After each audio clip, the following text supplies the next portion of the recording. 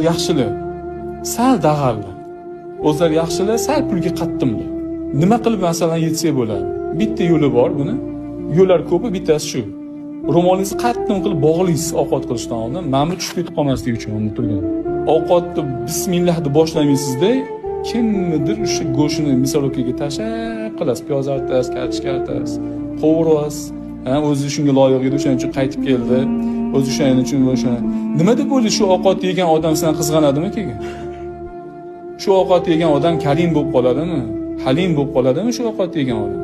Bu ovqat yegan odam nima bilan qovurgan bo'lsangiz, o'sha sifat bilan sifatlanadi. Sizga nisbatan halim bo'lishni xohlayapsizmi? Bismillahirrohmanirrohim. Al-Halim deb boshlaysiz.